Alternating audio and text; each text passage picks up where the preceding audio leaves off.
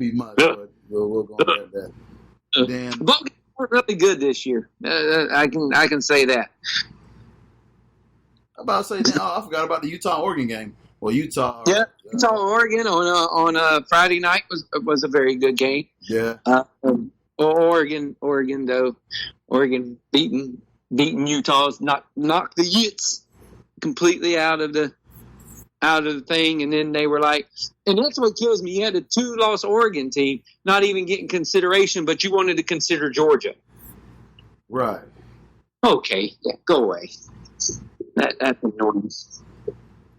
It's just that they lost to South Carolina.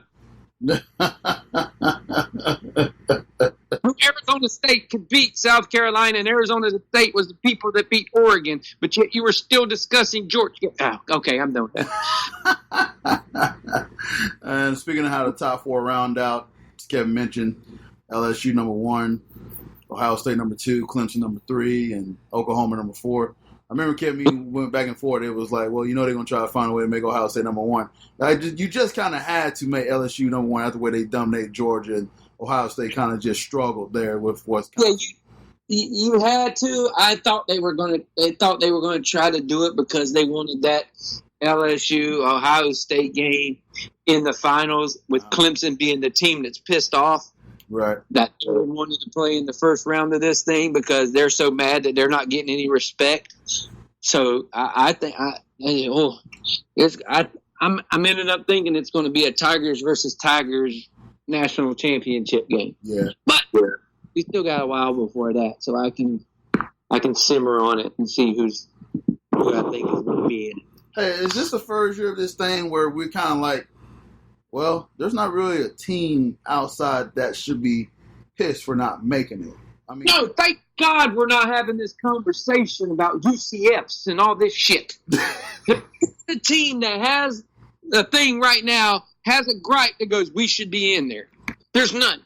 There's no team. If Utah would have won and they got left out, maybe they had it. Yep. But really, there's no team. And even then, of course, they were going to go with Oklahoma over Utah just for name value. Right.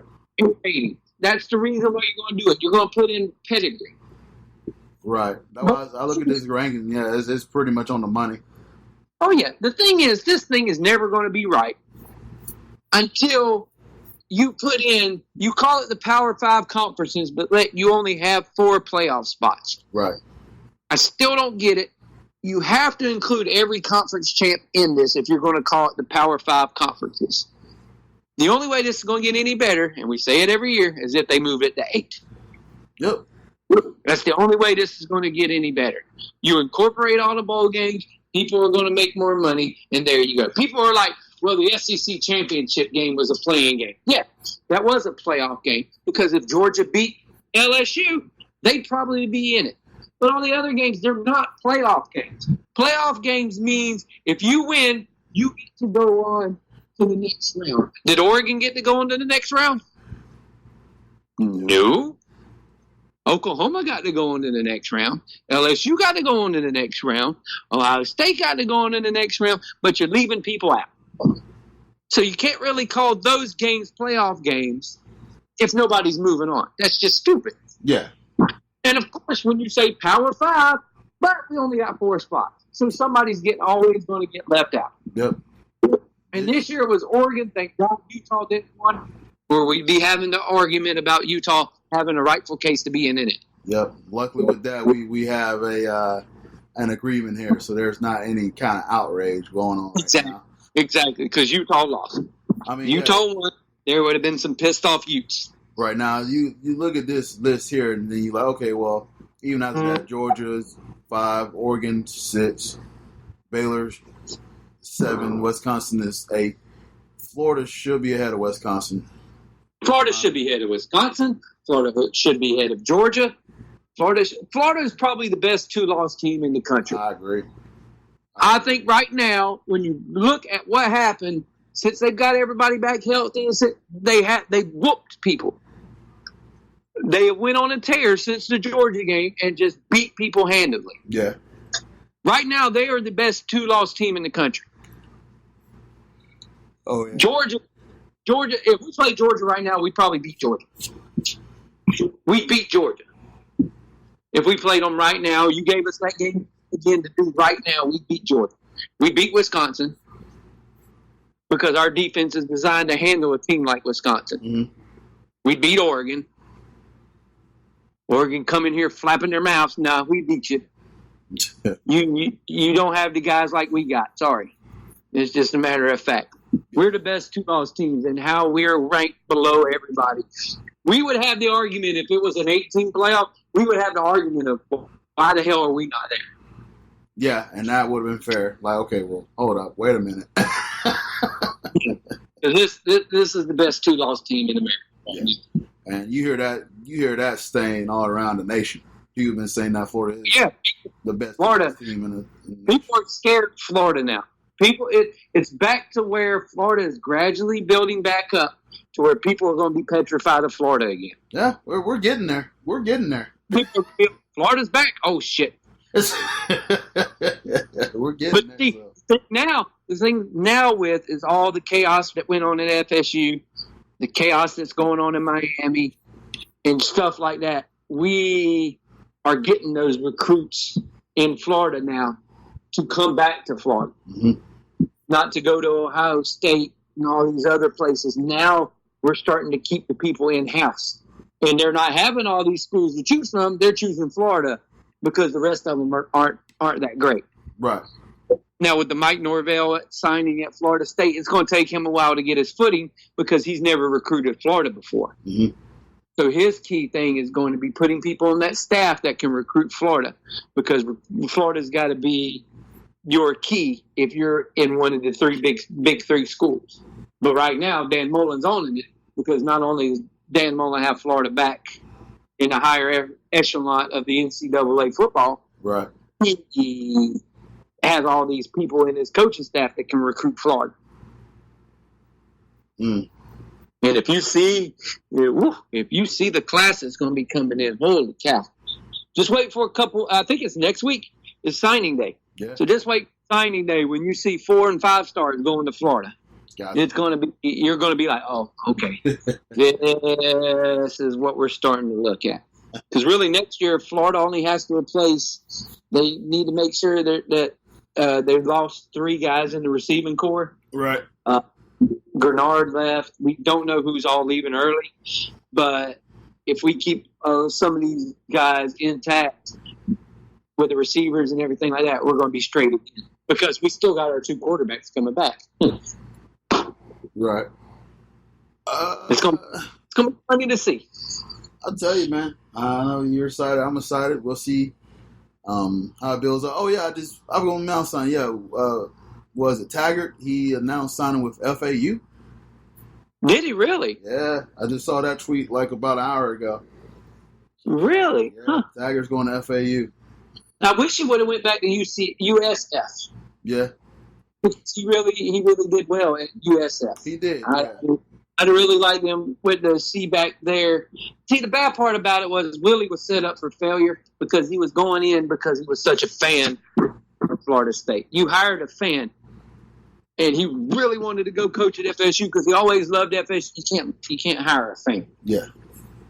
You have to hire a guy that's been there and a winning record as a head coach, and somebody with at least some type of pedigree. And you gotta get his new guy some time too. Norvell's going to take a couple of years before he can get his foot completely in the door. You gotta get his and he can get his type of way in. And people were like, "Well, Dan Mullen did it in year 1." I said, Dan Mullen also had a lot of talent. They had a lot of talent at Florida, just a dumbass coach. I said, if you have talent and you get the right coach, he can make a difference. Yeah. I said, we had an idiot that was a coach. He was in way over his head. He was a moron. But, my God, did he have talent. And when you have talent and you mix it with good coaching, especially in college, this is what happens. Yep, I agree 100%, man. So, really, I'm like, can we hurry up and get next year's football season? All right. Let's move forward. We'll be 5 again, preseason again. We have a championship semifinal discussing fantasy football. Oh, baby! We got the CP Baller Nation versus Mahomes for sale. And still love that. This is this guy Kevin Carter, who I'm playing, has been a thorn in my side when it comes to this league for years. For years, it seems like he is my big roadblock to get to a championship every year. Every regular season, I think I beat him once out of the last 3 or 4 years in the regular season. The championship too. Yeah. He's just a thorn in my side, man. I don't know what it is. His players just seem to show up against my damn team, and it's frustrating at times. But this year, my team is really rolling. They're averaging about 175 points per game. Like it. And like this and even when I played Kevin this year in the regular season, I had 150, 60 some points, which is still pretty solid for fantasy. This dude dropped 220 points. 220 points. Are you kidding me, man? Are you kidding me?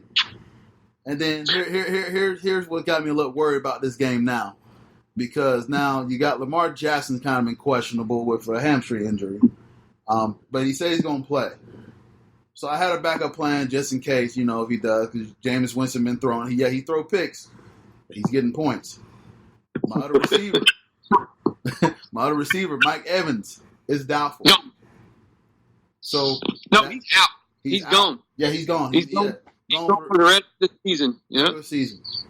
So I'm like, man, the door's kind of opening for him. So Kevin, your thoughts? I done talked a little bit about that, and I want to hear what you think about it. And then I want to do something pretty cool before we go into the NFL picks. After you do that, I want to give your team a prep talk. You give your team a prep talk about playing me, and then I go back and I prep talk my team. You want me to give my goddamn it, Tom Brady, stop playing like ass. You're playing the damn Cincinnati Bengals. He's throwing up 40 freaking points this game, and I shouldn't have to worry about any.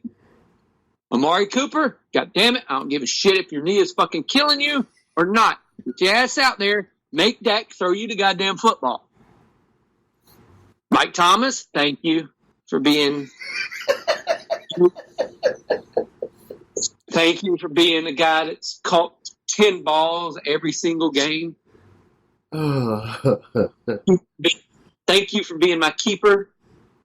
You were to be my keeper. You already announced it. You will continue to be my keeper until you retire.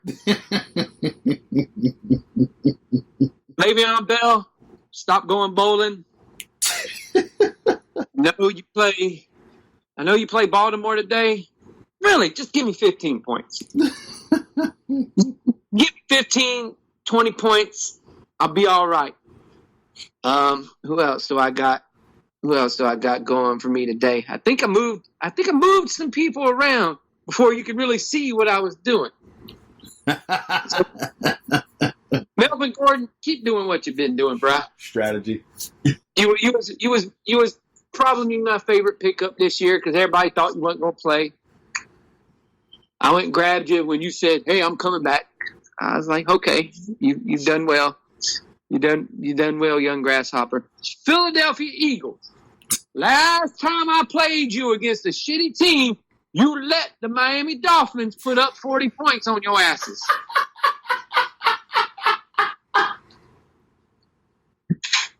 You are playing the Washington Redskins. There is no excuse you not put up 20 points. Zero. I expect for you to make up for that other shit you gave me, you better have a defensive touchdown as well. Bobby Wagner, you keep tackling people. Bobby Wagner's been giving me 10 points a game. So, Bobby Wagner, you keep tackling. Mason Crosby, keep kicking the shit. Bravo, man. Bravo. That is your But then My secret weapon that I just went and picked up, A.J. Brown from Tennessee. I saw